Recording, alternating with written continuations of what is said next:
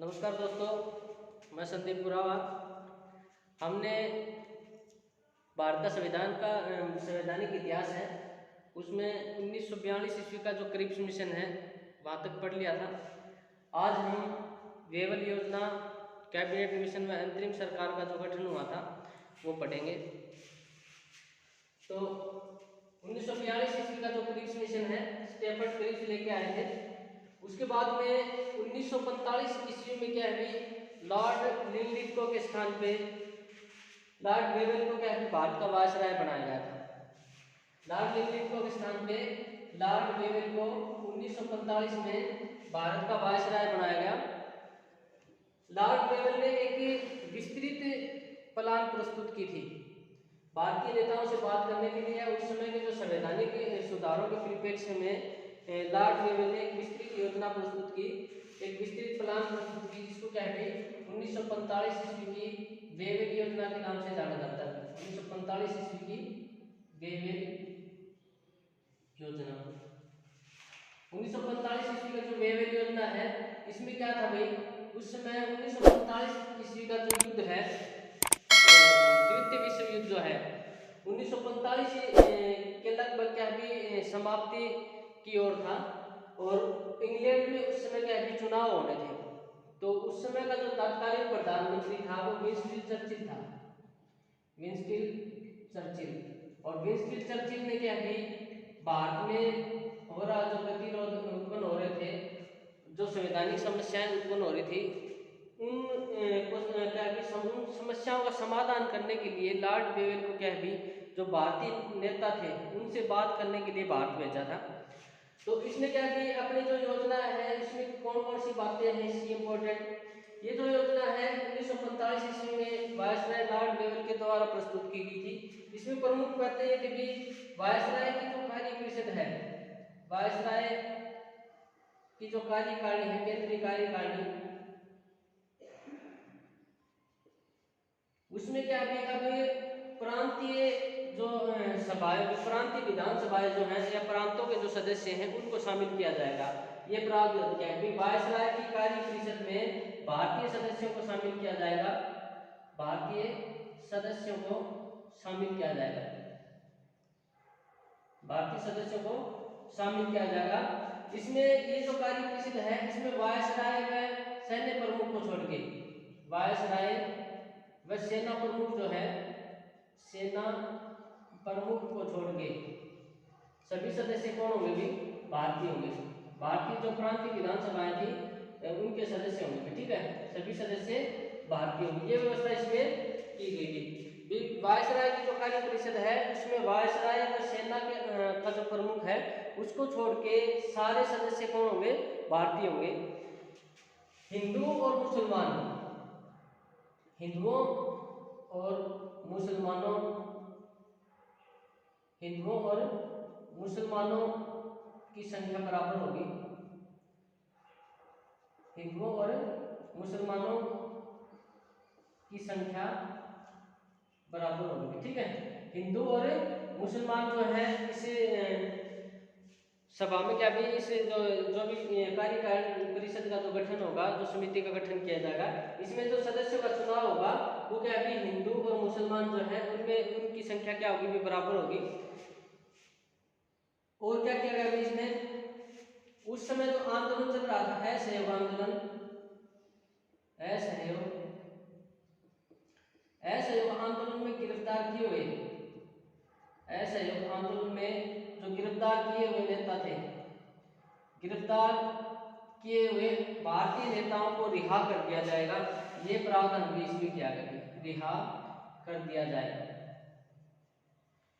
युद्ध की समाप्ति के पश्चात ये व्यवस्था की गई इसमें कि युद्ध की समाप्ति के पश्चात भारतीयों को अपना खुद का संविधान बनाने की स्वतंत्रता दी जाएगी। भारतीयों को अपना खुद का संविधान बनाने के लिए क्या भी स्वीकृति दी जाएगी। भारतीय अपना स्वयं का संविधान बना सकेंगे, ये व्यवस्था की गई।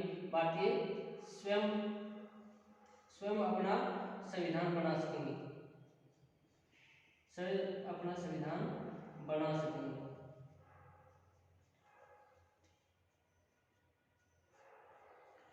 ये व्यवस्था क्या है कि इसमें की गई।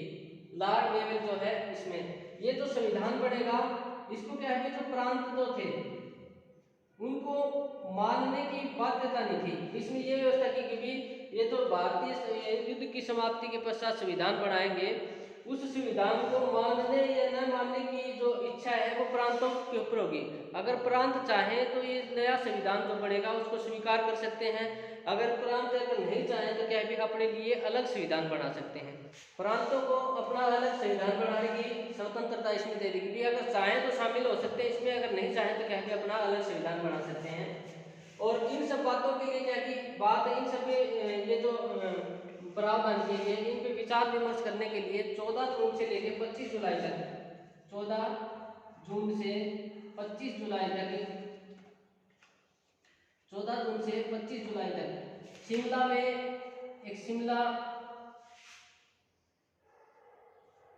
एक सभा का आयोजन किया गया। शिमला में क्या है कि सम्मेलन हुआ, शिमला सम्मेलन, ठीक है। शिमला में एक सम्मेलन बुलाया गया जिसमें 21 नेताओं ने भाग लिया, ठीक है, जिसमें 21 नेताओं ने भाग लिया। इन सब बातों पर विचार विमर्श करने के लिए शिमला में 14 जून से 25 जुलाई तक एक मीटिंग का आयोजन, एक सम्मेलन का आयोजन हुआ जिसमें 21 नेताओं ने भाग लिया। कांग्रेस की तरफ से इसमें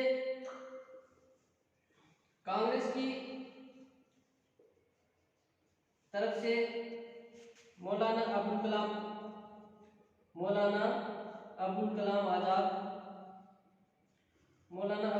जो है उन्होंने क्या कि इसमें भाग लिया था। कांग्रेस का जो प्रतिनिधित्व है ये मौलाना अब्दुल कलाम ने किया था, और मुस्लिम लीग जो है उसकी तरफ से क्या भी उसका प्रतिनिधित्व जिन्ना ने किया था, ठीक है। मुस्लिम लीग की तरफ से मोहम्मद जिन्ना जो थे वो इसका प्रतिनिधित्व कर रहे थे। इस मीटिंग में मुस्लिम लीग ने क्या की ये कहते हुए आपत्ति दर्ज कराई कि जो मुस्लिम सदस्य होंगे उनको चुनने का अधिकार मुस्लिम लीग को ही दिया जाए, ठीक है, उनको चुनने का अधिकार सिर्फ मुस्लिम लीग को हो। तो इस बात को क्या है कि कांग्रेस ने मानने से मना कर दिया। एक इस बात से भी क्या है कि कांग्रेस खफा थी कि भी प्रांत जो है वो इस नए संविधान को अगर मानना चाहे तो माने, अगर नहीं माने तो अपना अलग संविधान बनाए।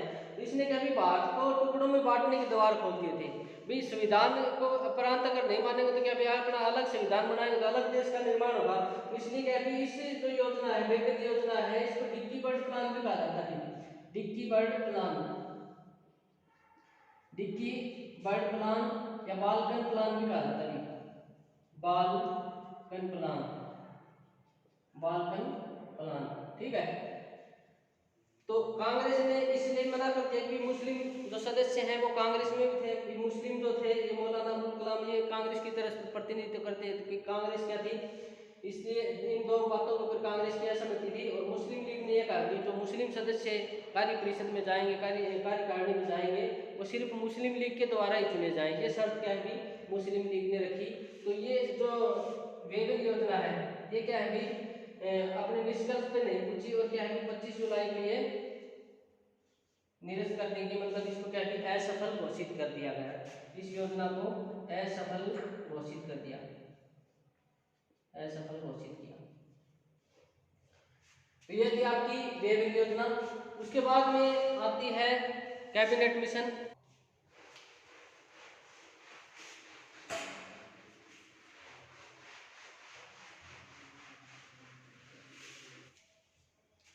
उसके बाद में आता है कैबिनेट मिशन।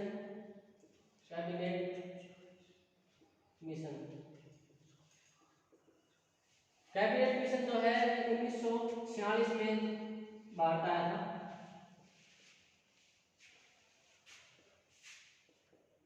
इसका उद्देश्य क्या था भाई?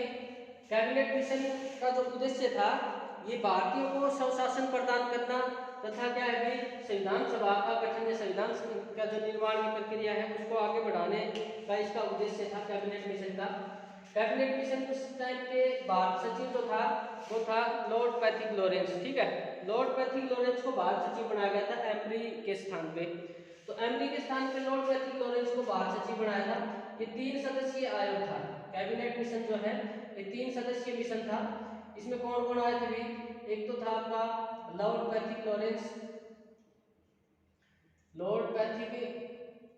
लॉरेंस जो था ये उस समय का भारत सचिव था और किस मिशन का अध्यक्ष था भी, ठीक है। ये क्या था भी, भारत सचिव था और किस मिशन का अध्यक्ष था। दूसरा जो था वो था भी आपका एबी अलेक्जेंडर,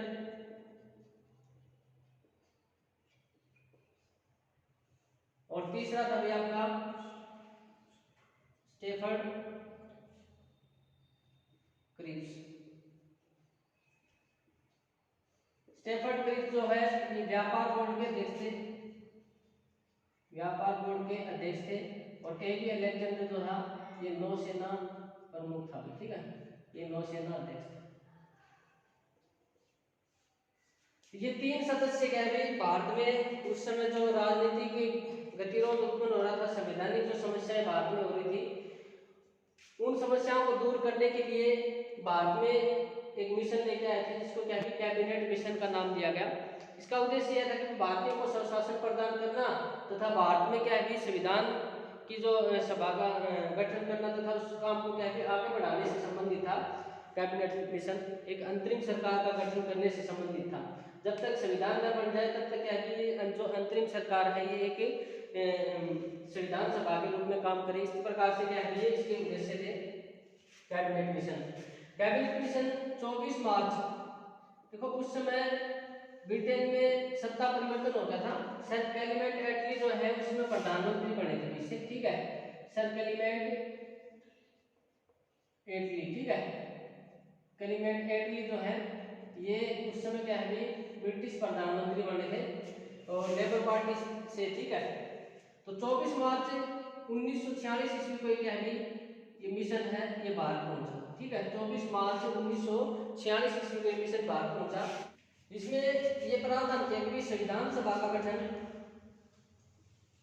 संविधान सभा का गठन प्रांतीय विधानसभा के सदस्य द्वारा, ठीक है। उस समय जो प्रांतों में जो विधानसभाएं थी, प्रांतीय विधानसभा के सदस्य द्वारा, प्रांतीय विधानसभा सदस्य द्वारा अप्रत्यक्ष निर्वाचन पद्धति से किया जाएगा, अप्रत्यक्ष निर्वाचन पद्धति से किया जाएगा।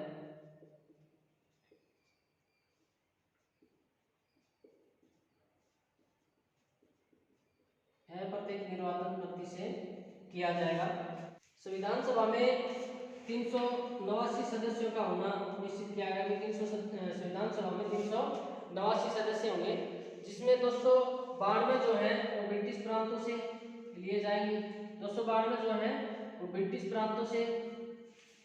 उसके बाद में जो है 93 देशी रियासतों से, 93 जो आपकी वो देशी रियासतों से, तथा 4 चीफ कमिश्नरी क्षेत्र थे, ठीक है, 4 चीफ कमिश्नरी क्षेत्र से होंगे, ठीक है। ये जो सदस्य हैं इनका चयन किया जाएगा भी संविधान सभा के लिए क्या है 389 सदस्य होंगे। 389 में से 292 सदस्य जो है ब्रिटिश प्रांतों से, 93 क्या है देशी रियासतों से, और 4 क्या है चीफ कमिश्नरी सदस्य होंगे। तो हर इनमें क्या है ये टोटल विधानसभाओं के सदस्य थे। इन विधानसभाओं के अप्रत्यक्ष निर्वाचन से क्या है संविधान सभा का गठन होगा, ठीक है। तो 389 जो सदस्य हैं इसमें भाग लेंगे, 292 ब्रिटिश प्रांत, 93 देशी रियासतें और ये क्या है चीफ कमिश्नरी, ठीक है। इसमें बाद में चुनाव हुए और जो निर्वाचन क्षेत्र हैं उनको 3 वर्गों में बांटा गया। निर्वाचन क्षेत्र जो है 3 वर्गों में बांटा गया, सामान्य, मुस्लिम और सिख, मुस्लिम व सिख, सामान्य, मुस्लिम व सिख, इन 3 वर्गों में क्या है इनको बांटा गया। इसमें क्या है 208 जो चुनाव हुए तो 208 सदस्य क्या है कांग्रेस से जीत के आए। कांग्रेस से जो है 208 सदस्य, 73 सदस्य जो है वो क्या है मुस्लिम लीग से, 73 सदस्य मुस्लिम लीग से, और 15 जो है वो अन्य दलों से थे, निर्दलीय वगैरह, ठीक है। 15 सदस्य क्या थे अन्य थे, ठीक है। तो इस तरह से क्या है ये चुनाव हुए इसमें क्या है कि बहुमत कम होने के कारण मुस्लिम लीग ने सरकार में शामिल होने से क्या है मना कर दिया और 16 अगस्त को प्रत्यक्ष कार्रवाई दिवस के रूप में मनाया गया। ठीक है, 16 अगस्त को प्रत्यक्ष कार्रवाई दिवस के रूप में मनाया। 16 अगस्त प्रत्यक्ष कार्यवाही दिवस, प्रत्यक्ष कार्यवाही दिवस के रूप में कांग्रेस ने मुस्लिम लीग ने मनाया। उसके बाद में क्या चुनाव होने के बाद में प्रधानमंत्री जो बने थे उस समय की जो अंतरिम सरकार का गठन हुआ था, तो कौन बने थे? पंडित जवाहरलाल नेहरू बने थे। और पंडित जवाहरलाल नेहरू के नेतृत्व में क्या है अंतरिम सरकार की घोषणा कर दी। अंतरिम सरकार की जो घोषणा है 24 अगस्त 1946 को पंडित नेहरू के नेतृत्व में अंतरिम सरकार की घोषणा होती है। अंतरिम सरकार की घोषणा, और इसका जो गठन है वो कब कर दिया जाता है? 2 सितंबर 1946, 2 सितंबर 1946 को इसका गठन किया जाता है, अंतरिम सरकार का गठन किया जाता है। और इसमें क्या है मुस्लिम लीग शामिल नहीं होती है। मुस्लिम लीग बाद में इसमें क्या है शामिल होती है। सरकार की जो कार्यवाही विरोध उत्पन्न करने के लिए मुस्लिम लीग जो है इसमें बाद में शामिल होती है। 26 अक्टूबर 1946 को क्या है इसमें मुस्लिम लीग शामिल होती है। ठीक है, तो इस तरह से क्या है कि अंतरिम सरकार का गठन होता है।